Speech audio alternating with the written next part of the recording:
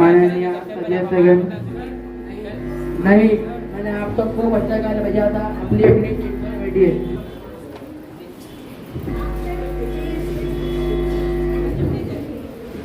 माननीय अध्यक्षगण, नहीं, मैंने आप सबको बच्चा गाल बजा था। अपनी अपनी सीट पर बैठिए। मैं आप सबको अपना अपना बोलने का मौका दूंगा, फिर भी आपने अपनी सीट पर नहीं बैठा। मैं आपसे आज्ञा लगाया था, अपनी अपनी सीट पर बैठिए। मैं आप सबको परिभाषा में बोलने का मौका दूंगा। ऐसा बोला था या नहीं बोला था? बोला था। मैं आप सबको फिर से पुस्तकाल में कह देता हूँ, अपनी अपनी जगह पर बैठिए। मैं आप सबको अपना अपना बोलने का मौका दूंगा। सदन की कार्रवाई शुरू की जाए। माननीय Manish Tiwari ji. I am Manish Tiwari from Congress. I want to say about the demonetization effect on India and the usage of obtained demonetized money. Honorable Speaker, जो सबसे अमीर भावन भारत माननीय मोहन दयाल जी।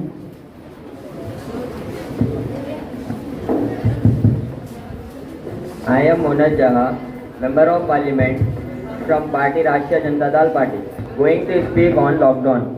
और सबसे पहले माफ़ीनामा उन तमाम लोगों की जिनकी मौत को भी हम एक्नॉलेज नहीं करते। ये पीढ़ी व्यक्तिगत है, मैं आंकड़े में नहीं कहना चाहता हूँ। तुम्हारा आंकड़ा, मेरा आंकड़ा, अपनी पीढ़ी में आंकड़ा ढूंढिए। एक व्यक्तिगत नहीं है इस देश में, इस सदन में, सदन के बाहर, उस सदन में जो कहे कि उसने जानने वालों को नहीं खोया है। हमें देखना है कि जो लोग गए वो जिंदा दस्तावेज छोड़ के गए हमारे फेलियर का। मैं आपकी बात नहीं कर रहा हूँ साहब। आप कहेंगे 70 साल में कुछ नहीं हुआ, मैं उसमें जाना ही ना चाहता हूँ। ये कलेक्टिव फेलियर है 47 से लेके अब तक की सरकारों का। क्या बना दिया हमने? मैं हर्ट हूँ। मैं जगाना चाहता हूँ खुद को भी और आपको भी, क्योंकि अगर गंगा में तैरती हुई लाशें, सर जिंदगी में डिग्निटी चाहिए, मौत में उससे भी ज़्यादा डिग्निटी चाहिए। हमने अनडिग्निफाइड डेथ को विटनेस किया है। और अगर हमने इसको दुरुस्त नहीं किया सर, तो आने वाली सदियाँ हमें माफ नहीं करेगी।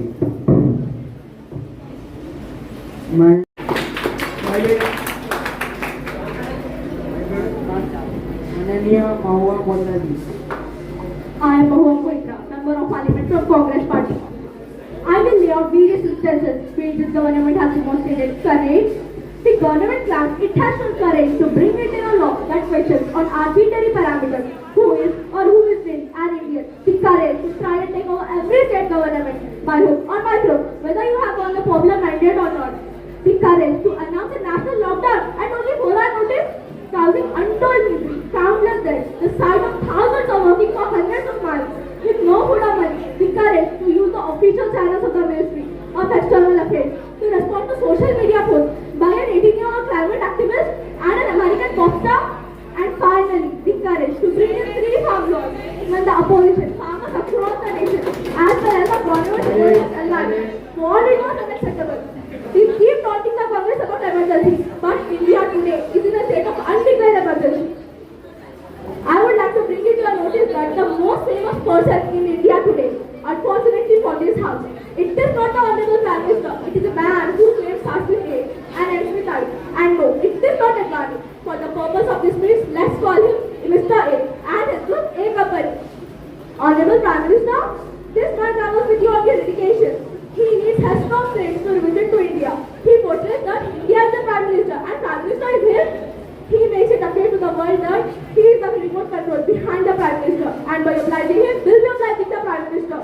I am working on Kartavya Bal by having the courage, in spite of all and full shouting, to speak out what I am speaking.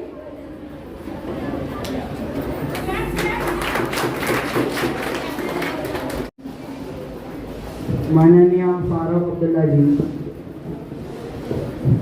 I am Farooq Abdullah, president of Jammu Kashmir national conference. मैं कश्मीर के मुसलमानों के साथ हूँ, नाइंसाफी पर सवाल करूँगा। आपने 5 अगस्त 2019 को क्या किया? आपने ऐसे ही कर डाला हमसे पूछे बिना।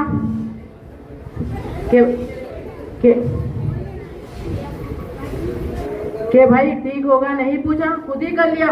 हमारा और पार्टी का 70 साल का एक आर्टिकल 370 को खत्म करना है और आर्टिकल 35 को खत्म करना है। हमें देश को एक करना है। हम कब देश में नहीं थे, हम वो झंडा खड़ा कर रखा था जबकि 1500 मेरे मिनिस्टर्स मारे गए, मेरे लीडर्स मारे गए, मेरे वर्कर्स मारे गए, क्योंकि वो तिरंगे को थामे हुए थे। आज हमें वो पाकिस्तानी कहते, खालिस्तानी कहते और चीनी कहते हैं। मुझे अफसोस है, मैं ये कहना चाहता हूँ, याद रखे, मरना मैंने यहाँ है और जीना मुझे यहाँ है। खड़ा होकर जीना है, मैं झुकूंगा नहीं, मैं झुकने वालों में से नहीं हूँ। मेरा एक ही खुदा है, उसी के सामने मुझे जवाब देना है। इसलिए जो आपने किया है उसे देखिए, उसे समझिए और कश्मीर के लोगों को दिल से लगाइए। और आपने उस रियासत को जो हिंदुस्तान था, ताज था हिंदुस्तान का, उसे टुकड़े किए। हम मुसलमानों को दिखाने के लिए, जिन्होंने जाने दी इस मुल्क के लिए, इस वतन के लिए, जिस रियासत का आपने टुकड़े किए, उसे तोड़ने की बात, जोड़ने की बात। माननीय आजम खान जी,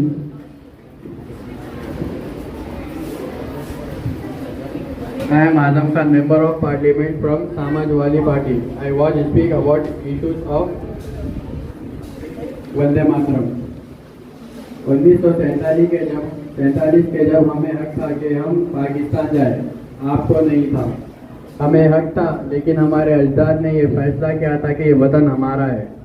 हमारे अजदाद की कब्रें हैं यहाँ, हमारे बुजुर्गों की मज़ारात है यहाँ, जामा मस्जिद है दिल्ली की, ताजमहल है, किले हैं, हमारे बुजुर्गों की यादें हैं यहाँ। वही लोग गद्दार हो गए, उन्हीं के नाम से सड़कों पर मारा जा रहा है और हम अपनी मर्जी से रुके थे यहाँ, किसी ने हमारे साथ ज़बरदस्ती नहीं की थी। और जो अपनी मर्जी से रुके थे, आज उन्हें ऐसे सदन में कहा गया है कि जो वंदे मातरम नहीं पढ़ेगा उसे भारत में रहने का कोई हक नहीं। बहस वंदे मातरम की नहीं है। तो मेरी बात गौर से सुने ताकि आपको शर्म आए। बात वंदे मातरम की नहीं है सर। अगर बात कानून की जाए तो सुप्रीम कोर्ट ये कहता है कि वंदे मातरम के लिए किसी के ज़बरदस्ती नहीं करनी चाहिए। लेकिन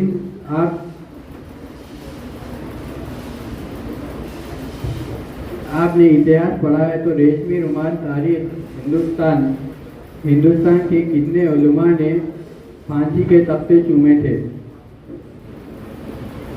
हिंदुस्तान एक बेहतरीन इंसान है, उसे बेहतरीन इंसान रहने दीजिए। माननीय नुसरत जहां जी। I am Nusrat Jahan, Member of Parliament from Trinamool Congress. Sir, I have to speak on a current railway budget. Indian Railway is the second largest transport in Asia. There are 38,453 passenger trains carrying 2.3 crore passengers and 9,141 freight trains carrying 30 lakh tons of goods going through 7,349 stations daily as per the government statistics. Such a huge system working in a country may be called as lifeline of India. But sir, it is a great regret that the fare of railway tickets have increased at every budgetary proposal. To travel in Rajdhani Express or other express, it's become out of reach for common people, which back in the past was much easier and much easy to purchase. So my question to Honorable Minister that, sir, you can say that what is the number of solar power conductors railway trains operating in our country? On July 14, 2017, India's first solar power vehicle was operating at Safdarjung railway station at New Delhi. Solar power trains can save us from the huge pollution and from all the thick black smoke that we get from the diesel engines, petrol. So my proposal to the railway minister is that the main thrust is to be given to modernization and the safety of passengers. New bullet trains for the short. But what was the result? The bullet trains that we see in Japan is possible to run in our country also? No, because our soil is not fit for such trains. So basically, sir, the current government is misguiding our nation. First train we attempt to mark is bullet trains. Name of 7 corridors have been sanctioned, but no budgetary support have been allowed. So why is the nation being bluffed? We have already sold Air India. So when is the Shubh Muhurat? You are going to sell Indian Railways? Silence. We need to know when is the tomorrow. Yeah, we need to know. We need to increase the railway connectivity in a bigger way with the coal connectivity and other projects. So, sir, please tell us in your reply that what is your future plan to run our Indian Railway? As I already said that the government is already in the mood to sell all the public sector, even if they are in profit sector also. So, I hope that the Indian Railway do not have the same kind of rate which we are apprehending. Reform railways to make it more efficient, cleaner and modern, which will transfer it into cheaper, safer and assured. Thank you. इतना धन है जितना 55 करोड़ भारतवासियों के पास है। इससे बड़ी असमानता इस देश में नहीं हो सकती। और इस सब की शुरुआत 8 नवंबर 2016 को हुई थी, जब एनडीए भाजपा सरकार ने बगैर सोचे समझे इस देश में नोटबंदी जारी कर दी थी। 15,41,000 करोड़ रुपए डिमोनेटाइज हुए थे और उसमें से 99% जो पैसा है 15,31,000 करोड़ रुपए उसमें से जो बैंकिंग सिस्टम है उसमें आ गया। आपने जो रोजमर्रा की जो चीजें हैं उसके ऊपर जीएसटी बढ़ा दिया। आटे के ऊपर, पनीर के ऊपर, दही के ऊपर, स्याही के ऊपर, पेंसिल के ऊपर, शार्पनर के ऊपर। आपने तो बच्चों को भी नहीं छोड़ा। और जो ताज्जुब की बात यह है कि आपने जीएसटी चमचों और कर्चियों पर भी बढ़ा दिया। और दुर्भाग्य ये है जिससे मेरे मन को आहट हुआ कि जो शमशान घाट के निर्माण पे भी आपको 18% जीएसटी लगाने की जरूरत पड़ी।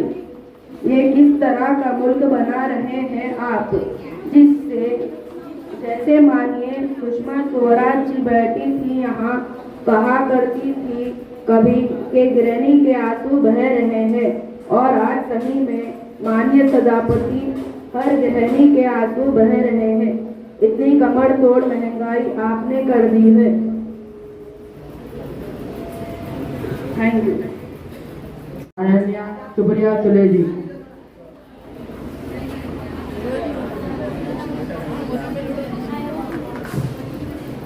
I am Supriya Sule, Member of Parliament from NCP team. Sir, I stand here today on behalf of NCP and team to speak in support of no confidence motion. Sir, why do you really think about this no confidence motion? Because we are the representatives of Indian citizens, and that's what the sentiment of nation is what we are standing here for. This is what people of nation tells us. What do the Member of Parliament do? He is the voice or she is the voice of what the Indian citizens feel. And that's our moral duty. I thank Gaurav Gunjan who passed this no confidence motion, which is the true emotion of Indian citizens today. Mr. Finway, who is one of the best economists the world has ever seen. I would like to quote his saying, one of the great mistakes is to judge policies and programs by the intention rather than the results. To the main point, which is Manipur, but there are few short points I would like to present. Whenever I think of government, the first thought that comes to mind, the word that comes to mind is hubris. Every time government talks about future, but not present. We should encourage, but why this is going on? The only I think is of attitude and approach. We the ministers, आपको आता नहीं है, झुमा हुआ नहीं आपको आके, आप थे नहीं यहाँ सब. They are sitting us. We are not officers. We are just public servants. Modi ji को बड़ा शौक है बोलने का. 9 नवरत्न 9 साल. I would like to represent 9 achievements of this 9 years. State government toppled by BJP, paid emergency, right price, महंगाई, बहुत हो गई महंगाई की बात। अब की बार मोदी सरकार, सबको याद होगा शायद। LPG price, institute broken, index where India has globally fallen, cooperative federalism, indicators of economy, law and order which is alarming in Manipur, Haryana and Jammu Kashmir, and one of the cases of Maharashtra. 9 साल में BJP ने 9 सरकारें गिराई। Arunachal Pradesh, Uttarakhand, Manipur, Meghalaya, Karnataka, Goa, MP, Puducherry और महाराष्ट्र में 2 बार। And what is the 7th stage of Mahatma Gandhi? इसमें कहा गया है पॉलिटिक्स विदाउट प्रिंसिपल्स। मुझे अच्छा लगा जब अमित शाह बोल रहे थे सिद्धांत के बारे में। इसमें कहा गया है पॉलिटिक्स विदाउट प्रिंसिपल्स। और मुझे याद है जब बीजेपी सरकार में नहीं थी, बोल रही थी party with the difference. Mr. Roy just spoke about tomato price. प्याज का क्या है, दाल का क्या है, आटे का क्या है। मोदी सरकार से पहले खाने की एक पूरी थाल 500 से कम में आती थी, मगर आज 1000 से ऊपर में है। This is what we are talking about price. माननीय राहुल गांधी जी।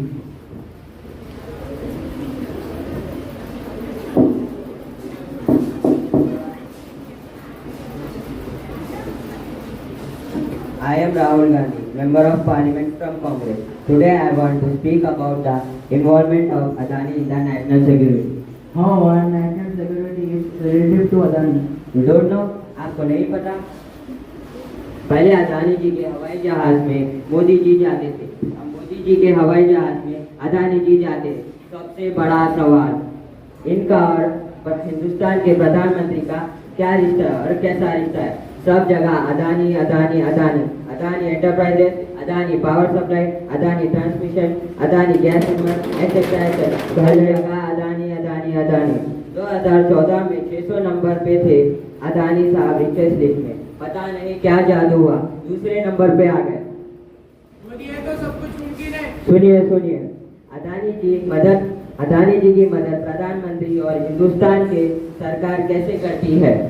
हजारों करोड़ों रुपए सर्विस सेक्टर के में आए अदानी को दिए गए। अगर कोई एयरपोर्ट बिजनेस में नहीं था तो एयरपोर्ट को ले नहीं सकता, ये रूल था और बदला गया और अदानी जी को 6 एयरपोर्ट मिल गए। इसराइली ड्रोन का जो बिजनेस है वो मिल जाता है अदानी जी को। हिंदुस्तान और इसराइली का जो डिफेंस का रिश्ता है वो है अदानी के पॉकेट में। 2022 में अदानी अनाउंस करते हैं to build world largest hydrogen ecosystem 2023 में। निर्मला सीतारामन कहती है 19,700 करोड़ हाइड्रोजन इकोसिस्टम को देगी, मतलब अदानी को देगी। How much money has Adani given to the BJP in the last 20 years? We don't know. Ports का मामला है, एयरपोर्ट का मामला है, डिफेंस का मामला है, ये नेशनल सिक्योरिटी का मामला है और आपको मालूम ही नहीं। Thank you. मोदी है तो सब कुछ मुमकिन है। माननीय Smriti Irani ji. I am Smriti Irani, the Member of Parliament from BJP. I am speaking on tribal तलाक बिल। सलीम साहब की तरह मैं शायर तो नहीं, लेकिन याद करती हूँ सुषमा जी का वो भाषण जिसमें उन्होंने कहा था कि तू इधर उधर की बात ना कर, तो ये बता कि कारवा किसने लूटा। और आज इस सदन ने देखा कि जिसने कारवा लूटा वही इंसाफ की दुआई दे रहे हैं। आज मैंने सलीम साहब की अंतिम पंक्ति में ये सुना कि एक कानून है तो एक देश होना चाहिए और उसका समर्थन मैं करूँगा। शायद सदन के इतिहास में पहली बार घुमा फिरा कर भी सही, लेकिन सलीम साहब ने यूनिफॉर्म सिविल कोड का समर्थन किया, इसीलिए मैं उनका अभिनंदन करती हूँ। आज इस सदन में 1986 के कानून की दुहाई दी गई है। अंग्रेजी में जिसे कहते हैं फिग लीफ, उसके पीछे इंसाफ को छुपाने का दुस्साहस किया गया। 1986 का वो कानून ये कहता है कि इज्जत की मुद्दत तक ही मेंटेनेंस मिलेगा और सुप्रीम कोर्ट ने कहा था कि आज महिला को जीवन छोड़ दिया जाए तो उसे भी मेंटेनेंस देना पड़ेगा। तो मेरा सवाल आज उन लोग के लिए है जो इंसाफ की दुआई देते हैं कि जब उनके पास वक्त था तब इन्होंने तलाक बिद्दत को गैर कानूनी करार क्यों नहीं किया इस सदन में और इस सांसद ने। जब उनके पास मौका था तब वो महिलाएं जो प्रताड़ित थी तब उनके पक्ष में ये क्यों नहीं खड़े हुए। आज जो लोग कहते हैं जल्दी क्या है क्योंकि सुप्रीम कोर्ट ने अपना फैसला सुना चुके हैं, उनसे मैं कहना चाहती हूँ कि 477 बहनें आज भी हिंदुस्तान में तलाक बिद्दत की शिकार हुई हैं। 477 बहुत बड़ी संख्या है महोदय। अगर एक बहन के साथ भी इस प्रकार का अन्याय हुआ तो हम सबको और इस सदन को उसके साथ अन्याय दिलाने की कोशिश करनी चाहिए। हम सब और मैं ये आज ये निवेदन आपके सामने रखना चाहती हूँ कि कुछ लोगों ने ये भी कहा ये एक सिविल मैटर है, इसे क्रिमिनलिटी की दृष्टि से ना देखा जाए। इस देश में वो मंजर भी देखा अगर ये कहा गया अगर दहेज लिया जाता है तो लेने वाले और देने वाले को परेशानी नहीं। ये तो एक सिविल मैटर है, इसमें कानून का क्या काम। इस देश में हमारी सभ्यता ने हमारे समाज ने वो मंजर भी देखा जब सती की प्रथा चली चली, लेकिन समाज में संवर्धन के संरक्षण में भी उस गैर कानूनी ठहराया। आज अगर 1986 के वो कानून में ताकत होती तो औरतों को सुप्रीम कोर्ट के दरवाजे में दस्तक देने की नौबत ही नहीं आती। और वो लोग जो कहते हैं कि मुस्लिम समाज में शादी तो बस एक कॉन्ट्रैक्ट है, उस कॉन्ट्रैक्ट से तो मैं स्तब्ध हूँ महोदय कि सलीम साहब को ये लगा कि कुरान में से मीनाक्षी लेखा ने कुछ अंश सदन के सामने सम्मान के साथ प्रस्तुत किया, वो मजाक की बात है। आपको तो फक्र होना चाहिए इस बात का कि सदन में इस चर्चा में कुरान से पढ़कर भी उस शब्दों के आधार पर कुछ बातें की जा रही है। और अगर आप इसको कॉन्ट्रैक्ट की नजर से देखते हैं महोदय, तो ये भी हिमाकत मैं करूँ सलीम भाई, क्लॉज 231 अगर को पढ़ा जाए तो उसमें लिखा है, when he divorced the woman and they fulfill the term of iddat, either take them back on equal terms or set them back on equal terms. Hindustan की आवाम जानती है कि अगर कोई कॉन्ट्रैक्ट को रद्द करना हो तो यूनिलेटरली कोई भी कॉन्ट्रैक्ट रद्द नहीं होता, और अगर कॉन्ट्रैक्ट को रद्द होना हो तो इसकी कॉन्सिक्वेंसेस भी होती है और वो इक्वल शर्तों पर रद्द की जाती है। I attract your attention and that of this house, sir.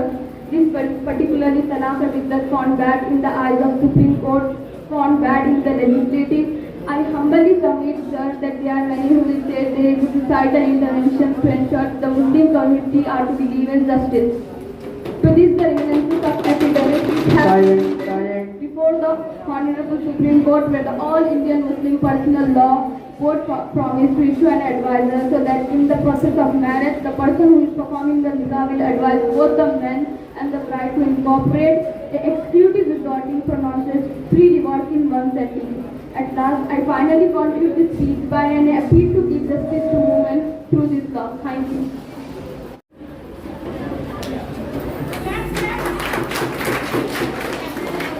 माननीय अतुल अवैधी जी,